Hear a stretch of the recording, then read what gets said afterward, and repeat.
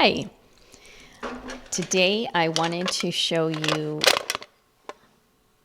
a couple more vintage tins that I have purchased. My daughter came to visit us from Colorado and spent her birthday with us, and it was fantastic. Got to go to Old Town in Temecula, and I love going there looking for tins. So I found 3 that I'll show you real quick.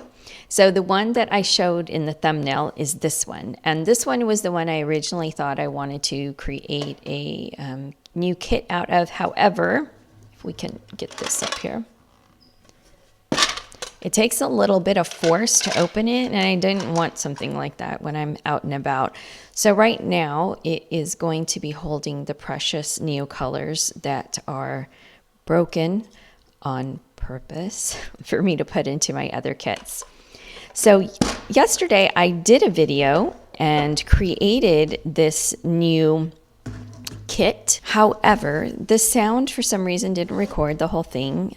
I was a little frustrated mixing colors, so I thought, just record it again. Okay, so we're gonna put him right there, pack the little bag. So let's just reverse pack it, and I will reverse take it apart and show you how I put it together. Okay, so, oops, that was clipped there. So we'll put the paper aside. Ta-da! The color got me on this one. Yes, it's cigarettes. Let's forget about that.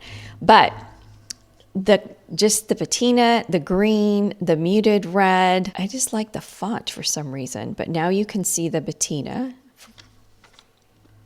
really closely on there. It's not, but let's take a look. Okay. So what I did yesterday, let's take the piece of paper out, was I mixed colors of gouache and put this together. So let's kind of take it apart. So Willem over here is housing some broken neocolors and colored pencils here. And he probably is not closing tightly because snap, because you kind of just have to place them just right or it won't close. It's almost like, anyways, there's 2 magnets on the bottom, but we're going to put those aside because when I put it together, this is a tray from Art Toolkit. I ordered a package, and so one of the last art toolkits I put together, I had it. This is not exactly a mixing tray. I just didn't have a solution for that, so this is what that is for right now. I've got a sponge in here. This sponge I folded over with the magnet there so that I can still take it out, rinse it out, but it's going to adhere and it's not going anywhere there. So let's take that out. So now, these are all the colors that I put in here. Oh, what I wanted to show you also was the inside. So it is a little rusted. Well, not a little, a lot. And I thought maybe I should put something down here to kind of protect it. But for now, I'm going to start it out this way and then see it, what I would want in there. Because I would want it to be thin and light and I guess easily removable. So you can see that the whole kit is removable. And so I can reconfigure it any other way as long as I have these bed of magnets. And these are like my last magnets. So that's what I'm doing. So first thing I did is just put a bed or a layer of magnets, so to speak, in the bottom. Oops. And that happens when they're facing the wrong way.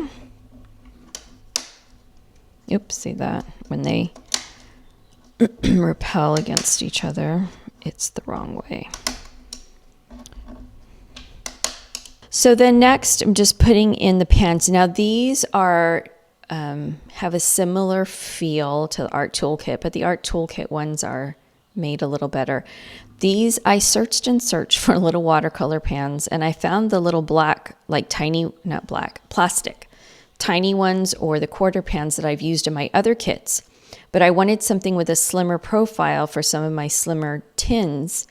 So I found these as eyeshadow, whatever, trays, palette things. They did not show up as watercolor. It was eyeshadow tins. So thinking about that, I was thinking these may rust because, you know, eyeshadow tins are not made to be wet. So we'll see how it goes. But for now, it was fine. And actually, the depth in this guy could handle a full pan. You see, it could handle a full pan, but I've used them all, I think, or I can't find where I put my little stash. So I'm just going to use these and it will be fine. And they will be nice and interchangeable. Made something that looks like a buff titanium. And then this is what I try to make first, and then I made this guy over because it didn't come out right. All right, so if I put some yellows here,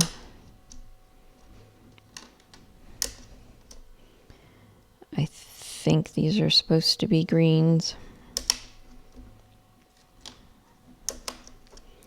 And the other thing is I thought, oh, I'm gonna run out of these colors super fast, but maybe I won't be frustrated the next time I try to do another palette.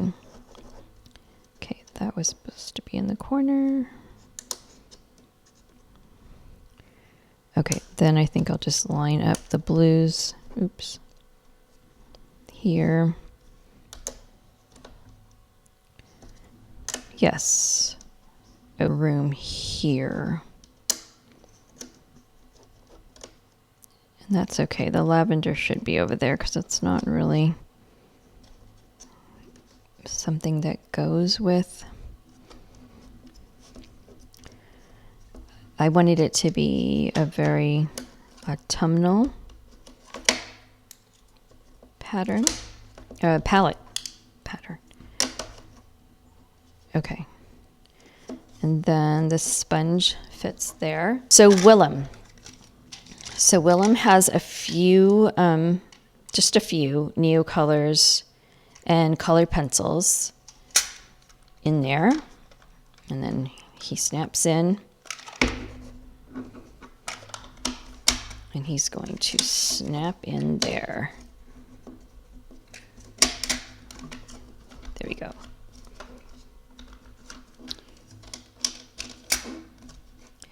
So that will be a little bit of a, but I wanted it, again, I like everything to be as self-contained as possible and not have things off to the side and extras. So here's the water brush sponge.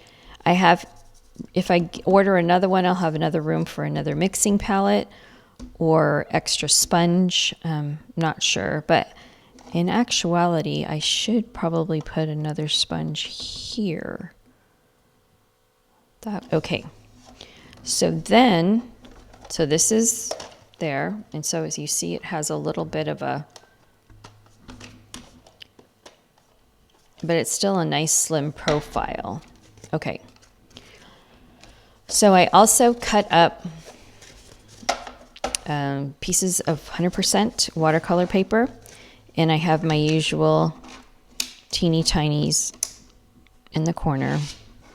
So that holds the paper there. Now I don't have anything on the back to hold it up as an angle, so that is not ideal to be keeping your hand back here to hold it up. Could use it this way as well. So laying it down, say on a table, maybe your lap, it's kind of bend a little bit on a table, and then everything is here and you can access it, you know, paint over here. That is one consideration. The other consideration, just moving the magnets where they won't bump into the tray.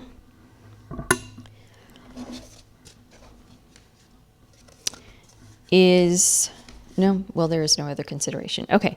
So I had some pieces of watercolor paper because I was cutting for the advent calendar that I'm making.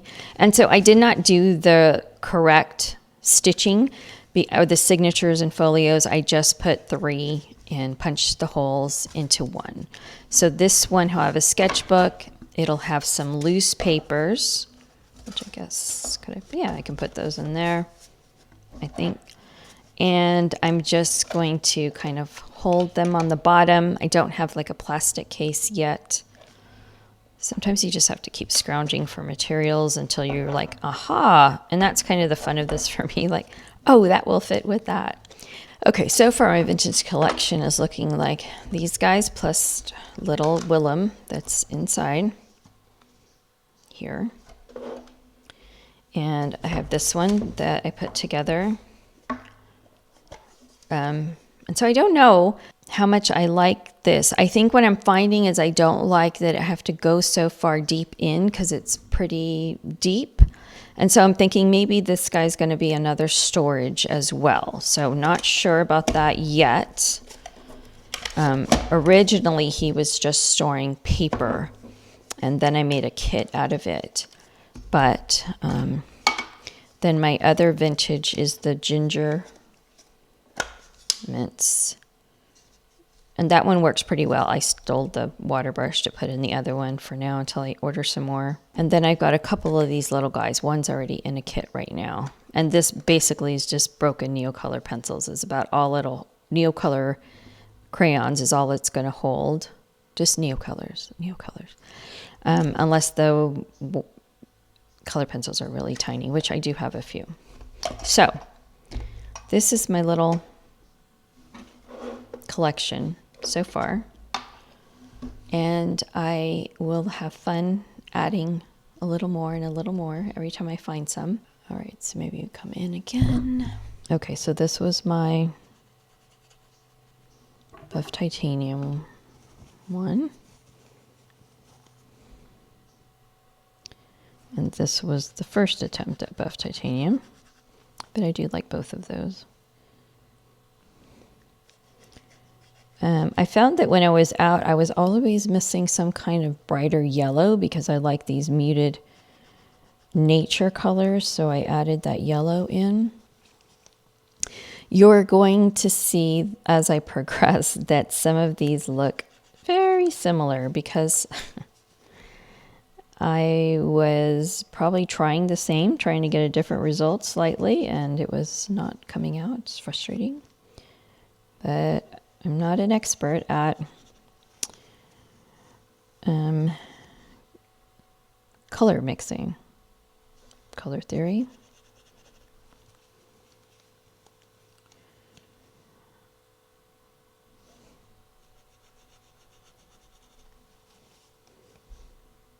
Here you're going to see a big, well, almost similarity here. Okay, we got the red. I was happy with the warm red.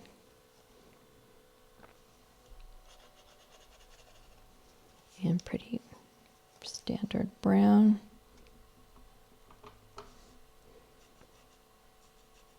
The lavender is kind of like out of, I don't know, it's not autumnal, I think, but for some reason I like putting it in every palette. This is great for skies.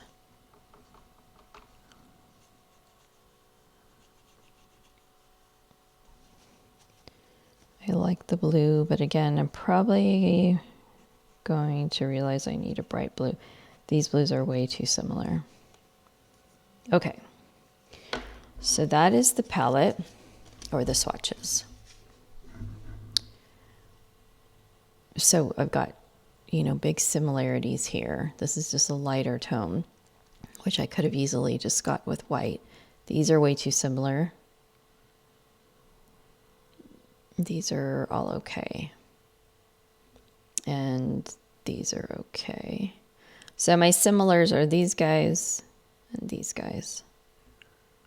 That's okay. Yeah, figure it out. So that is that. Please like and subscribe if you like videos like this, and I'll continue to make these vintage art kits as I find more vintage tins or redo them. Let me know what your vintage tin art kit collection looks like. Thank you for watching.